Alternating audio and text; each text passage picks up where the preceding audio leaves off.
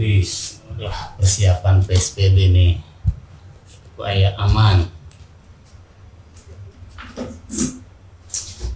Mudah-mudahan warung rame nih hari ini.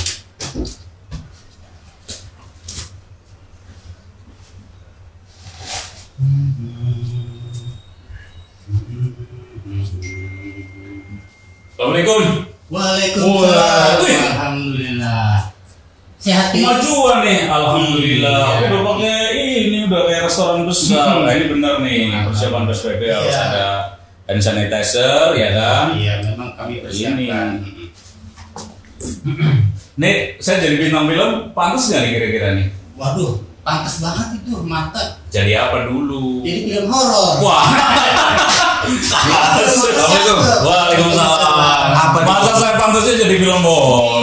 Boleh bintang film. Iya, kita pengen jadi bintang film. Emang Ya kenapa kan? kalau film horor, Mas? Kan bagus juga, Mas. Iya bagus, masa sih jadi horornya?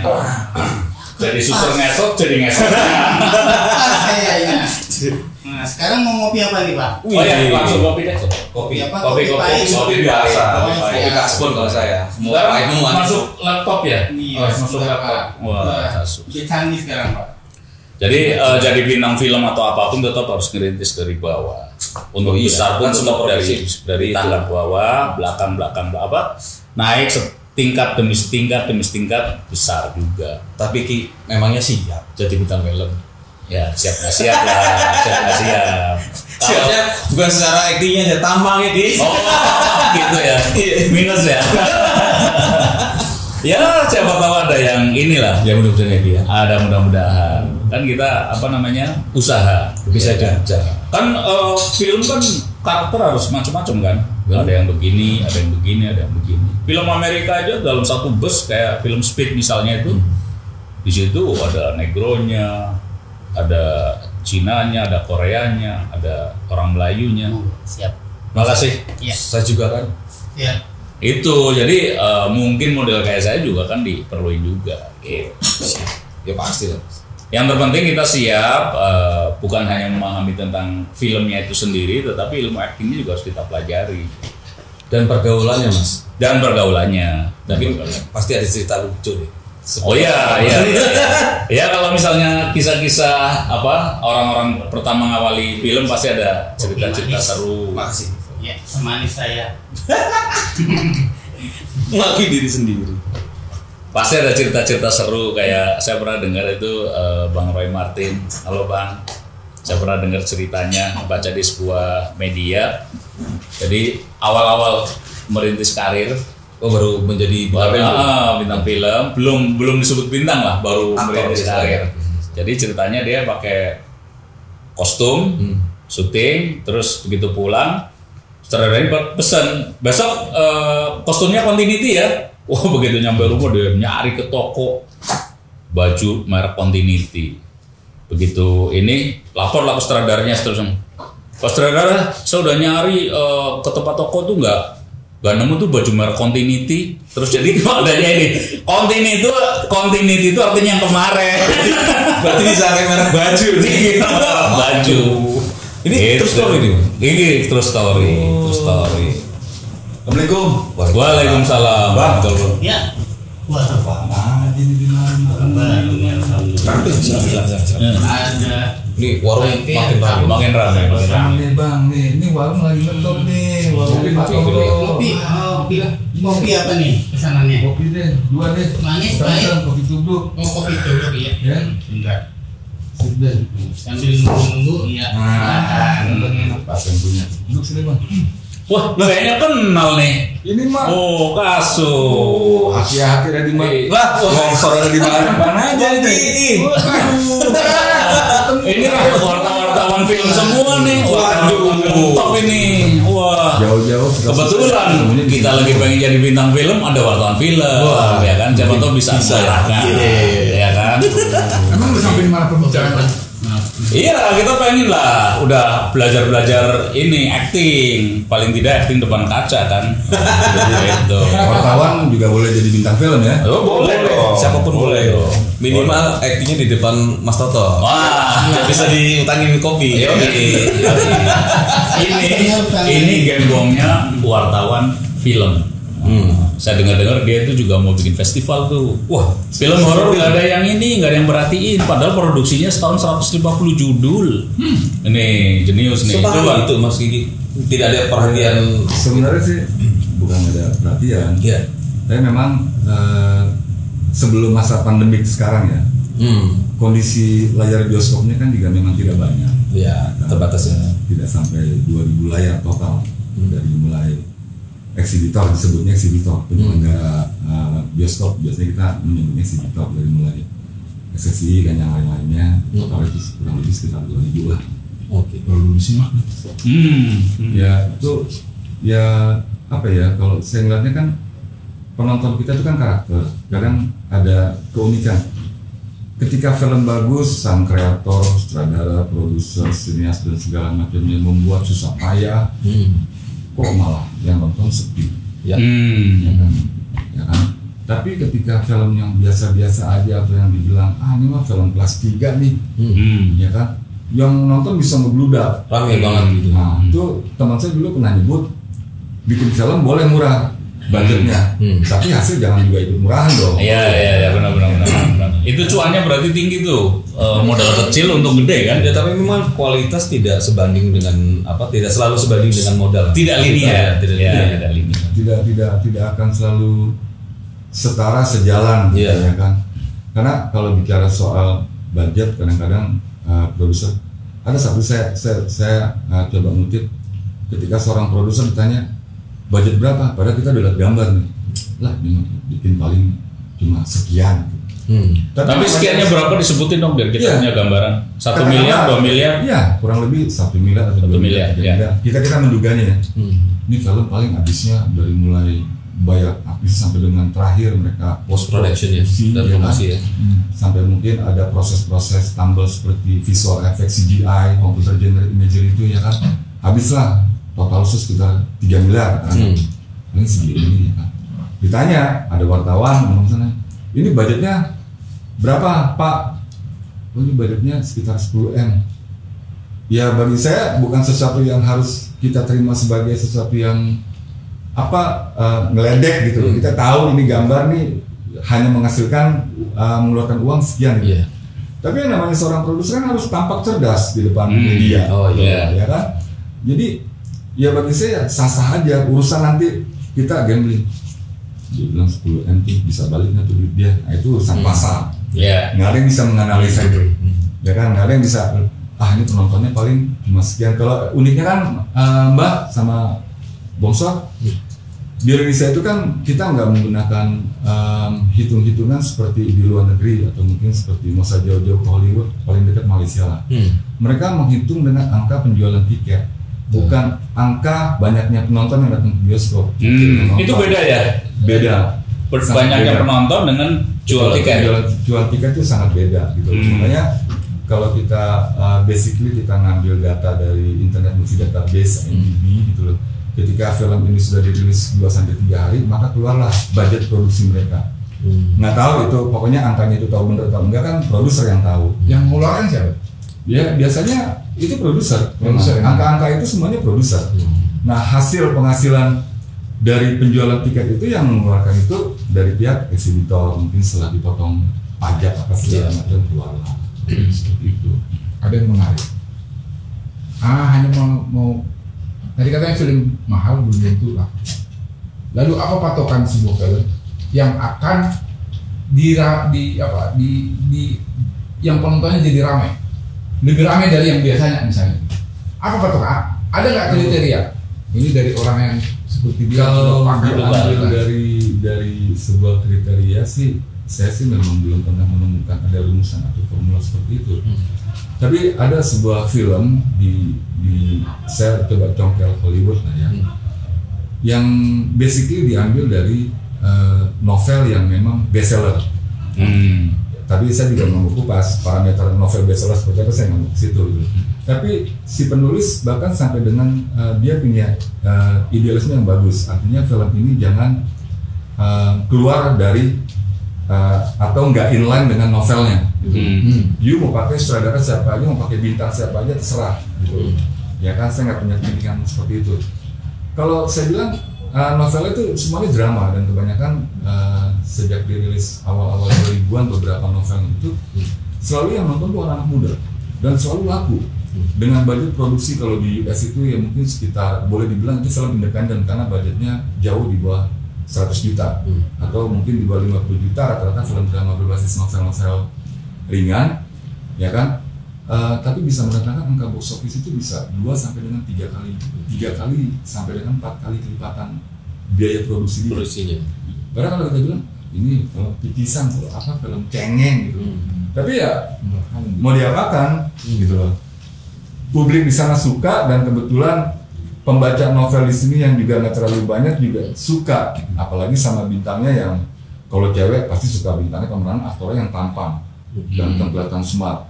Nah kalau cowok pasti sukanya ceweknya yang cantik, yang kelihatan seksi dikit. Itu aja sih sebenarnya. Rumusan dasar sekali ya. Rumusan dasar. Tapi pengamat-pengamat film yang memang sudah punya kapabilitas sendiri, biasanya kan punya prediksi-prediksi itu. Prediksi mereka biasanya berapa persen sih tepat akuratnya gitu? Nah, ya kalau bicara prediksi apanya nih? Maksudnya para pengamat film yang memang sudah lama ya. Sudah. Artinya gini, bicara prediksi ketika film ini dirilis, biasanya kalau film Indonesia tuh dirilisnya tuh tiap hari Kamis. Dimulai hari Kamis, ya kan? Nah itu kan kita kan biasanya produser ya kalau bisa bicara ininya produser. Berapa banyak kuota layar yang mereka dapatkan dari pihak eksibitor, ya kan secara keseluruhan. Kalau misalnya kayak tadi film-film yang budgetnya mungkin lewat dari angka 3 miliar atau 2 miliar lebih untuk film Indonesia, gitu ya kan. Mau itu horor, drama, gitu. Kalau action kayaknya nggak mungkin budgetnya segitu bisa lebih, ya kan. Nah mungkin mereka udah berhitung layar dari layar 5 kali jam tayang dari pertunjukan pertama tengah hari antara jam 12 sampai jam 12.30 sampai dengan closing di pukul 21.30 ya kan 5 jam tayang, tinggal dikalkulasi aja di hari pertama jam tayang pertama, kedua, ketiga, keempat, kelima berapa jumlah kuota kursi yang terisi ya kan untuk memenuhi untuk bisa mereka ngitung cuannya. Patokannya memang di hari pertama dari pertama jadi harus kalau kita hitung-hitungan kan ada tuh di film Indonesia.org.id gitu ya kan. Sekian ribu penontonnya hari pertama itu suka keluar gitu ya kan.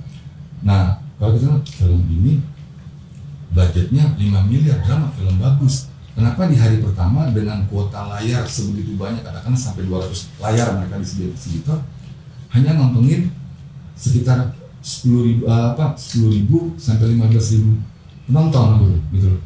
Nah kita bisa mereka-reka aja sih, sekali lagi tidak ada rumusan yang pasti, yang pasti gitu ya kan. Mereka-reka berarti kurang lebih tiap jamnya sih ngasilin penonton sekian. Nah baru mungkin kita bisa prediksi. Kalau prediksinya dengan catatan kita bergantungan kepada tindakan apa yang dilakukan oleh pihak studio. Produser dalam hal ini produser. Apakah katakanlah hari pertama 10.000 penonton akan bertahan mereka itu sampai dengan hari kedua, ketiga, keempat, ya kan first week closing ya kan dengan cara udah normal aja gitu atau bakar tiket istilahkan gitu itu sah gitu loh di mana-mana pun juga seperti apa ya. Kalau saya seorang produser biasanya kan gini udah supaya penontonnya ngumpan ke orang agar orang biar tahu tertarik juga ya film itu seru penontonnya saya cari penonton bayaran aja. Borong tiketnya kasih-kasihan ke orang gitu. Yang penting kelihatan rame kan, pancingan. Bagi saya pun kalau dalam posisi saya seorang produser pelaku industrinya, legal-legalnya sah-sah aja kenapa tidak? Saya butuh pemasukan, saya bikin uang, bikin uang nggak pakai daun, bikin film nggak pakai daun, pakai uang. Jadi uang itu harus kembali, syukur-syukur BEP, jangan sampai rugi. Itu aja sih sebenarnya. Bang Tupak, ini corona liputan film ramai nggak nih kira-kira? Makanya nongkrong di sini karena nggak ada liputan. Oh, gitu. Jam segini udah nongkrong di warung artinya apa sambil minum. Kayaknya nganggur nanti sampai sore sampai malam mungkin nggak ada. Biasanya seminggu tuh berapa kali yang di luar launching nih, yang launching nih? Di luar corona atau? Iya di luar corona. Kalau di luar corona. Nah, tadi seperti yang dia sebutkan si bos yang sebutkan kan setiap Kamis. Setiap Kamis ya. Jadi biasanya ada film baru. Di situ bisa 2-3 film, tapi tergantung. Jadi ada yang horor, ada film nasional yang biasa, ada di samping ada nanti film yang dari internasional, impor bisa dari mana. Nah, kalau hanya horor biasanya pernah itu seminggu satu tiap minggu ada. Tapi kita bingung, yang sana belum kelar di layar, udah datang muncul lagi. Yang ini belum selesai diomongin orang, udah datang. Dan biasanya memang seperti yang dia sebutkan tadi bahwa ini penontonnya lebih banyak, ini lebih sedikit. Nah, pertanyaannya kan ada nggak patokannya? Kan? Itu dia. Karena itu jadi bahan kita juga. Ini kayaknya mau bakal gede nih. Mungkin bisa dari artisnya, bisa dari sutradaranya kan. Nah, kita udah mengenal kalau sutradaranya biasanya ceritanya seperti ini, biasanya dia lebih detail, dia lebih jago mengungkapkan cerita ini sehingga lebih hidup. Bisa dari bintangnya, kan ada beberapa bintang yang penonton nggak tahu. Ini kalau dia main film horor keren. Dilihat dari matanya, dilihat dari ekspresinya. Hantu banget gitu kira-kira. Nah, misalnya nonton film kan, karena hampir tiap minggu nonton film, bakal nggak? Artinya kepekaannya itu berkurang. Nah, itu dia persoalannya. Jadi artinya sulit kan untuk menyukai sebuah karya film kan, karena terlalu sering nonton film kan. Memang kita udah punya rasa sendiri itu tadi. Kita jadi tahu kalau si A sutradaranya biasanya filmnya ini. Nah, itu kan lari ke selera ya. Saya suka yang itu. Itu saja. Lah ini lagi musim corona kayak gini, terus para produser film kira-kira ngapain ini, Pak Kiki? Kalau yang saya dengar dari kebanyakan beberapa teman-teman pelaku industri produser dalam hal ini, dan saya juga minta kutipan dari beberapa sutradara, ya geliatnya ya begitu aja. Artinya studio, ya kan, rumah produksi akan bergerak ketika kebijakan PSBB gitu, karena di tengah pandemi ini itu dilonggarkan, ya mungkin mereka siap-siap ya kan. Tapi ada beberapa juga yang mulai berpikir saya harus keluar dari zona nyaman. Artinya kan gini, Bang Tumpak seorang produser, filmnya selalu box office. Ketika ada pemberlakuan bioskop semua harus tutup, karena bioskop kan selalu dempet dengan pusat perbelanjaan, tapi kebanyakan gitu. Selain ada yang berdiri sendiri, ya kan, sesuai dengan peraturan yang dilakukan oleh pemerintah masing-masing, pemerintah daerah masing-masing. Pasti bingung kan, ini duit saya sekian triliun, sekian ratus miliar mau diapain? Nah, ada tren baru sekarang, mereka mengalihkan uang itu untuk bikin film versi web series atau series yang ditayangkan oleh para studio-studio yang punya video on demand. Nah, jadi penyedia berbayar, penyedia layanan streaming berbayar, tuh ya kan. Jadi ya ke situ. Tapi itu juga eksekusinya kan juga karena biasanya kalau pihak VOD itu kan mereka yang menentukan, ngecak budgetnya mereka menentukan, ya kan. Jadi kita cuma buat produksi jalan, jadi urusan budget nanti dari dia, bahkan sampai dengan level tadi Bang Tumpak bilang bintang seperti apa, itu juga urusan dari pihak VOD. VOD itu ya yang nentuin ya, Nah itu dibelinya dibayar berdasarkan biaya produksi plus 20% sebagai keuntungan. Jadi, apa? Untuk pembayaran kepada pihak rumah produksinya. Saya sih belum, saya nggak tahu persis, tapi itu kan biasanya kan melalui termin. Jadi nanti setelah budget angka itu keluar, nanti ada selisih sekian % itulah biasanya yang studio terima. Kurang lebih seperti itu. Nah nanti bayarnya entah itu 2 atau 3 atau 4 kali termin pembayaran. Ya kan? Dan ya memang bahkan saya kemarin ada film keluaran studio Disney juga kan, yang memang mengadopsi dari animasi Tiongkok itu. Dan itu juga setelah saya nonton di VOD, setelah saya nonton di DVD, ya saya ngeliatnya, ya kalau saya ngeliat, kalau bedanya gini Mas, kalau ngobrolin film kita yang ada di Indonesia tentu akan beda tes rasanya ketika mereka yang ada di industrial, ya kan, di area kapitalisnya industri gitu. Kenapa? Mereka berani mengeksekusi kamu punya film itu jelek, buruk rupa. Ya, kenapa? Karena memang berangkat dari industri. Iya. Kan? Kalau di Indonesia kita agak berat hati. Kenapa? Karena masih punya efek-efek local wisdom.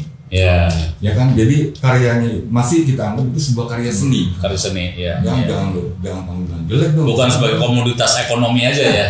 Ya, kan. Nah, jadi kembali lagi tadi, begitu saya nonton ini film, kok gini aja beda dengan animasinya yang betul-betul oke dari segi cara menata emosional kita nonton itu kan. Nah itu paling susah tuh, menjaga stabilitas emosional penonton ke visual layar itu paling susah. Itu bebannya itu ada di direktor, paling susah gitu. Terus ngobrolin film horor nih, saya dengar sih para produser film horor bukan kecewa sih, cuma agak ya kurang gembira karena setiap kali ada festival itu selalu film mainstream yang jadi pemenang. Film horor nggak pernah dilirik. Nah, itu gimana tuh? Ya kalau saya sih melihatnya, ya kalau di sini kan ada Festival Film Indonesia, Festival Film Bandung juga ada. Kalau yang betul-betul ini kan yang memang punya track record ini kan panjang, Festival Film Indonesia. Ya. Nah kalau nggak salah kan waktu itu Pengabdi Setan kan juga pernah dilayakkan untuk masuk ke dalam area FFI. Ya. 2017 atau 2018. Nah, itulah, ya kan? Dan ada kepincangan opini di luar. Kalau sekali lagi saya mencontohkan diri saya seorang produser. Saya bikin film horor. Itu film mau masuk festival mana kek, mau ditolak kek, mau diterima, mau menang, mau enggak, yang penting acuan. Itu prinsip saya. Jadi kadang-kadang kita udah di era modern digital begini, kegamangan seperti itu sama bagi publik ini udah nggak dianggap. Artinya itu mau menang kayak mau masuk kayak segala macam perlu gitu loh. Karena festival itu hanya sebuah sebuah ruang apresiasi aja. Ya kan, dieksekusi dengan entah itu piala, entah itu piagam gitu loh. Tapi saya pernah diskusi dengan Bang Odi Mulya Hidayat, ya kan, Bang, saya sebut nih Bang. Jadi saya pernah ngobrol, sebenarnya bukan pada keinginan atau hasrat agar film horor itu masuk ke dalam ranah festival di Indonesia, ya kan? Tapi lebih kepada bagaimana memberikan pemahaman, ya kan, literasi dan edukasi kepada publik, bahwasanya film horor itu bisa dibikin dengan serius, ya kan? Dibikin dengan serius, bukan asal-asalan, agar publik nggak lagi menganggap film horor itu murahan atau kacangan, ya kan, film buangan lah gitu loh. Kurang lebih seperti itu. Tapi disebut film bikin filmnya serius. Kan memang yang mengerjakan itu yang di balik layar ini kan mereka mengerjakan serius. Lalu kenapa jadi timbul ada yang serius, ada yang enggak? Istilah serius tadi. Ya artinya kan gini, seperti tadi di awal saya bilang, sebenarnya perkataan bikin film budget murah, hasil jangan murah itu lebih banyak kalau saya lihat ada di genre horor. Dan saya menyaksikan itu, ya kan. Bahkan saya pernah berdebat dengan seorang produser juga. Anda udah nonton belum film saya? Udah. Gimana? Terlalu banyak tambelan. Apanya? Anda bikin film memaksakan dengan horor ini, horor ya. Terlalu banyak memaksakan yang namanya jump scare, up soundnya itu sampai ada adegan yang nggak perlu dikagetkan dengan efek soundnya, buang, apa segala macam ini, ya kan. Artinya penataan efek musik, efek visual lewat CGI tadi itu juga penting, gitu loh, ya kan. CGI sendiri dalam film horor itu kan jadi sebuah problematik. Artinya ketika dalam proses syuting ini udah ada green screen, berarti belakangnya kita tambal nih, ya kan pakai CGI gitu loh. Nah ada persoalan lagi, Anda bikin CGI di mana? Ada yang dulu larinya sampai ke Bangkok, kan? Ada yang juga sampai ke Sydney juga, ya kan. Ya masing-masing produser kan juga punya selera, kayaknya lebih oke di situ. Memang lebih mahal, otomatis terbangnya aja lebih mahal, kelihatan. Gitu. Nah, kadang-kadang ada juga, kalau dulu mungkin diistilahkan bukan sebelum CGI ada istilahnya tuh di komputer tuh, di teknologi komputer tuh practical effect gitu. Jadi udah cukup kayak gitu begini udah nih ngomong nih begini gitu loh.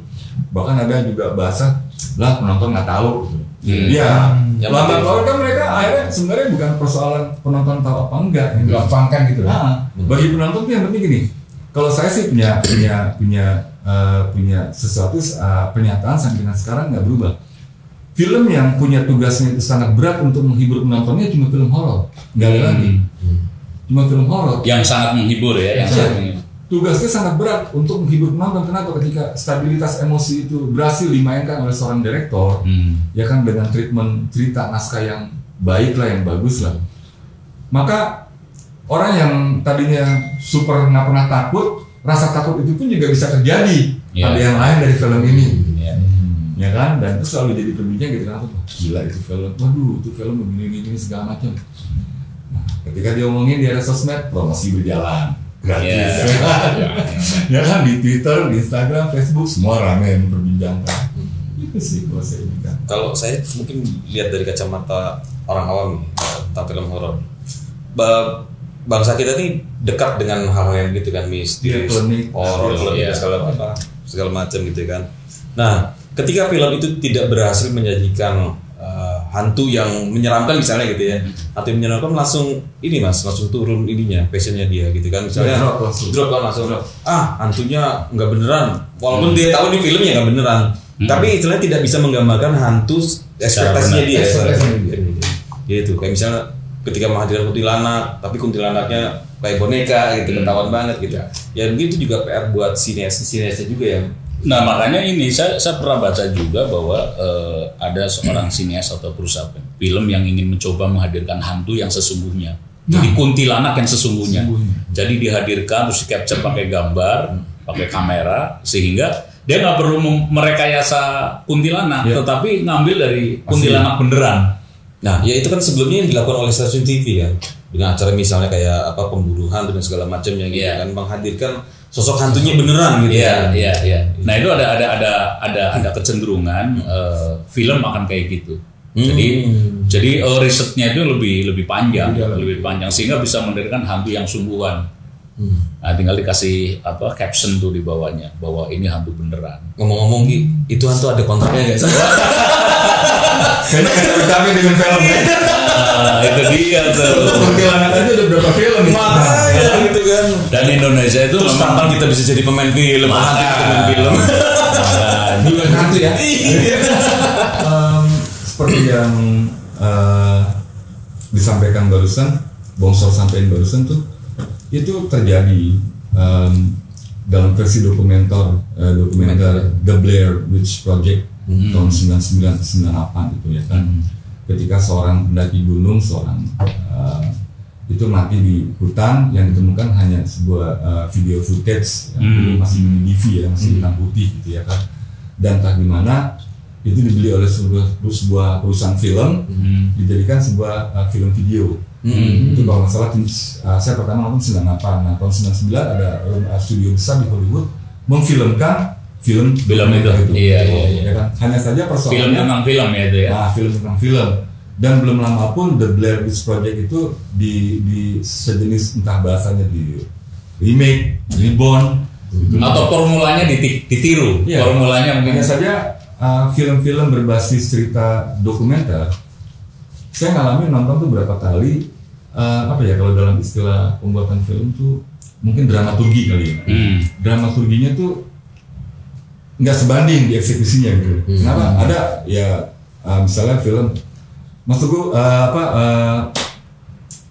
Mbak Aki mungkin pernah tahu tahun 73 tuh ada film horor yang berhasil masuk mendapatkan beberapa nominasi Academy Award tuh, The Exorcist gitu ya kan. Bahkan sebelum itu dilibas oleh filmnya Bruce Willis tuh, salah tahun 99 Sixth Sense itu satu-satunya film horor, nggak ada lagi di dunia memang film horor dengan hasil penjualan dari segala lini, dari tiket sampai dengan merchandise-nya juga, merchandise-nya itu mencapai angka 500 juta, hampir 500 juta dolar.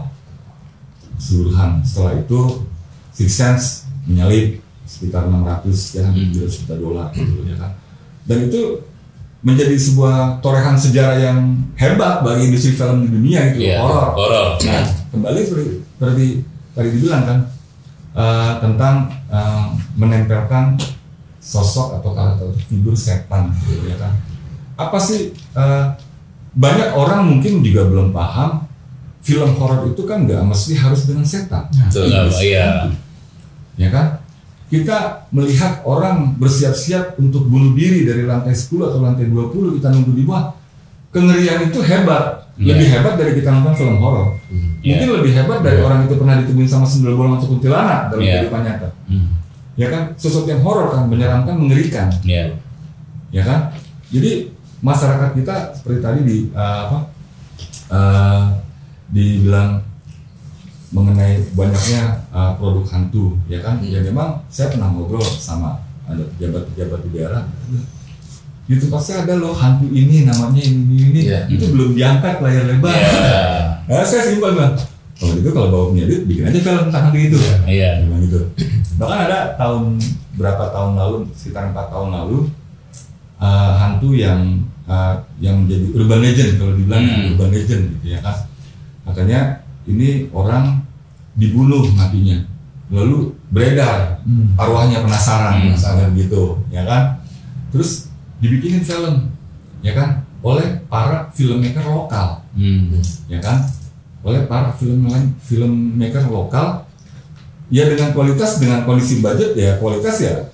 Kalau bicara barang kan harga nggak bohong, ya kan? Ya kualitas segitu ya segitulah harganya, ya kan? Di Jakarta film itu nggak ada yang nonton, nyaris sepi penonton. Tapi di kampung halamannya, di mana cerita itu terjadi, film itu box office. Bahkan melampaui film yang putarannya nasional. Tapi meski dengan angka ratusan ribu penonton. Gitu. Tapi yang ngomongin cuan, paling kita nonton, paling di film budgetnya 500 sampai dengan 700 juta. Tapi kenapa dia bisa nontonin sampai 3M? Lagi-lagi itu tadi, makanya saya bilang penonton film kita karakter. Gitu. Aktor situ posisinya. Ini ada puisi juga nih soal film tentang sikap penonton terhadap film. Ya kan? Saya iringin sebentar. Mungkin Bang Thomas sama Mas Kiki sambil ngopi sambil nyicipin gorengannya Mas Toto. Ya siapa tahu bisa di casting jadi pembaca puisi di sebuah film kan. Puisi yang serem-serem tapi.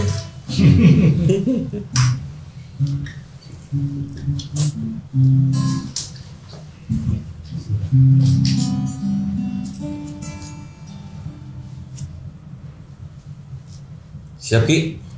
Taruh dulu nih, lagi nggak bisa dibuka nih. Waduh, ya kebanyakan isinya film apa Ki? Isinya di handphone Ki? Film ini ceramah.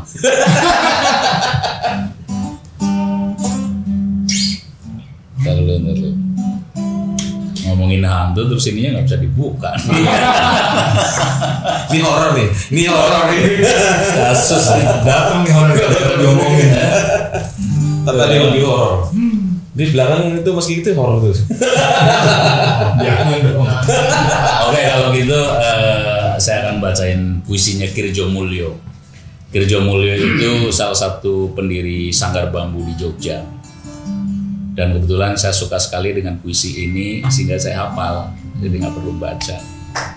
Tentang cinta. Judulnya apa ya? Oh, Duka. Judulnya Duka.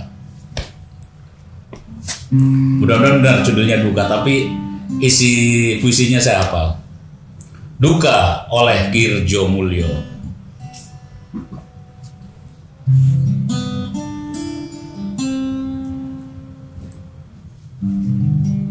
Adakah cintaku apabila rinduku menikam dadaku?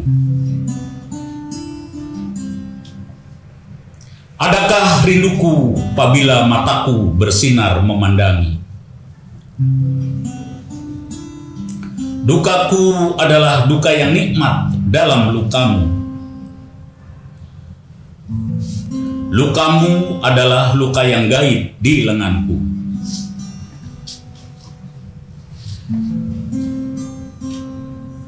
Oh, betapa ku ingat sekali wajahmu berdarah, sungai derita mengalir di keningmu. dan sekali penuh bahagia. Akulah yang berdiri padamu atas satu kenangan dan satu janji. Menandai cintaku dengan rindu, menandai rinduku dengan sayang. Adakah cintaku sayang apabila jariku gemetar menyentuh bibirmu? Mana tepuk tangannya? Lanjut lanjutnya ya, nungguin lanjutannya gitu loh. Masih kurang di puisinya. Banyak tuh ya ininya aki-aki. Memang aki-aki ini tiap pagi kalau selalu nongkrong di warung saya selalu baca puisi. Soalnya kalau nggak baca puisi suruh lunasin utang kasbon. Iya. Tapi sore nggak datang. Cukup kopi dan gorengan satu udah cukup. Bukan gitu Bi. Iya. Saya punya pertanyaan, boleh ya? Masih boleh. Sebenarnya nih saat ini Mas Kiki, persentase gitu ya, persentase genre film di Indonesia seperti apa sih petanya? Genre ya. Kalau genre sih sebenarnya sih nggak akan berbeda jauh antara drama dan horor kebanyakan, ya kan. Baru komedi, setelah itu action, karena action juga mungkin paling bawah karena nggak banyak. Ini film Indonesia ya. Iya, Indonesia. Artinya nggak banyak juga filmmaker di tanah air yang mau bermain di area itu karena budgetnya harus relatif betul-betul ya emang harus super budget gitu ya kan. Tapi saya lupa waktu itu ada salah satu lembaga survei juga mengatakan horor itu nyaris balap-balapan dengan genre drama. Makanya tadi di pertengahan tadi sempat saya bilang kalau film horornya digarap dengan serius, maka bukan tidak mungkin akan mendatangkan banyak penonton. Tapi itu juga kalimat itu masih ada tapinya, ya kan? Atau andaikan eceknya kalau, ya kan? Bila mana ini kan udah masuk ke area, artinya gini, kita ini kan masih agak setengah hati menyebut perfilman kita nih ada di industri atau di sebelah mana sih? Atau dari tahun ke tahun kita hanya menyebut film Indonesia ya perfilman, ya kan? Karena kan kita masih dikategorikan industri kreatif film itu kan, ya kan? Artinya belum total untuk masuk ke melebur ke dalam industri yang memang udah kapitalis yang sebenarnya, gitu, ya kan? Nah, ada banyak kiat yang dilakukan oleh para pemilik rumah produksi, ya kan? Pemilik film, ya kan? Dengan cara mempromosikan film-film itu jauh hari, bahkan mungkin kalau nggak salah ada yang sampai setahun mereka butuh waktu setahun untuk melakukan promosi filmnya. Semisal film-film yang memang diambil dari sebuah cerita yang legenda atau dari buku laris atau dari komik, gitu, ya kan? Nah itu butuh persiapan yang memang harus jauh rentangnya, gitu loh. Tapi mereka juga nggak punya kemampuan untuk berandai-andai, mudah-mudahan penontonnya membludak, ya kan? Nggak ada jaminan kan? Nggak menjamin juga, gitu loh, ya kan? Ya akhirnya kadang-kadang antara biaya produksi, biaya promosi ada satu pendapat mengatakan biaya produksinya aja, biaya promosinya aja 2 kali lipat dari biaya produksinya. Kadang-kadang kita setengah percaya ini orang sebenarnya niat bisnis, buang duit atau pengen beramal, ya kan? Kadang-kadang saya bikin film seharga 1M, saya udah tahu ini akan nanti menghasilkan penonton seginilah, hitung-hitungan saya. Dengan 1M, ya kan, film horor yang saya bikin, maka kualitasnya seperti ini, gitu loh, ya kan? Berarti saya harus mengeluarkan kocek untuk biaya promosinya, untuk sampai dengan film tayang kurang lebih 2 bulan mendatang, tapi nggak lebih dari angka 30 maksimal 50 juta. Promosinya? Biaya promosinya, ya kan. Bahkan ada juga yang memang mereka kalau rumah produksi studio yang besar kan mereka biasanya udah melakukan pendekatan dengan para pihak stasiun televisi, menjual terlebih dahulu, menawarkan terlebih dahulu. Jadi untuk menambahkan, nah sekarang ada lagi mereka seperti melakukan rangkaian promo, nonton bareng, filmnya belum tayang, baru melakukan agar itu terasa hype-nya gitu loh. Jadi atmosfer dan energi film itu betul-betul meletup ke publik, gitu, ya kan? Nah, ada juga dengan cara mereka udah menawarkan dulu ke distributor luar negeri, misalnya paling dekat Malaysia, ya kan? Nanti film ini bisa nggak? Mereka udah ngetek, oke, bos, nanti 53 hari, biasanya sih 52 sampai dengan 53 hari putaran penuhnya di ini. Selesai tayang baru tayang Malaysia, atau mungkin juga ada yang diputar, ya kan? Di festival dulu diramein, ya kan? Jadi hype berita, media-media mainstream di sini memberitakan dengan sedemikian hebatnya, orang terpancing. Walaupun begitu kita nonton, ya begitu aja. Ya kan? Jadi kayak tadi melihat sebuah presentasi genre seperti apa sih? Ya saya hanya bisa melihat kalau dari patokan survei kan juga, ya apa sih artinya survei juga gitu ya kan? Tapi kalau saya lihat itu intinya sih gini, film horor penontonnya bisa membludak ya sumbangsi penonton terbesarnya dari daerah, bukan dari ibu kota. Kembali ke karakteristik. Kalau dalam angka sih misalnya angka itu bisa dipercaya sekitar 20%. Film drama dari berbagai macam kan yang produksi paling banyak memang drama kan, 60%. Nah sisanya itu lain-lain. Tetapi yang 20% walaupun ini yang 20% itu juga bisa merangsek ke sini. Kadang-kadang yang horor ini kan juga ini baca karena saya mau casting jadi harus punya pengetahuan film. Makanya saya nungguin selesaiin kalau jawab tuh selesaiin. Saya pasti nungguin. Itu. Baca sendiri aja lah. Nih gue mau jalan nih mau casting ya. Ikut. Ketemu. Casting di mana? Ikut Ki. Ya di perusahaan film yang buka sih tapi lagi corona nggak ada ya. Iya. Mesti bersabar. Saya harus ngintilin aki-aki dulu. Takutnya diculik orang terus. Iya kan? Oke. Pak, saya catat dulu Pak. Iya catat aja kayak biasa. Dulu ya. Iya. Nanti bongsor sama aki-aki dia kasih. Iya. Makasih ya bang. Makasih bang. Saya pamit dulu. Siap. Kopi 2 ya.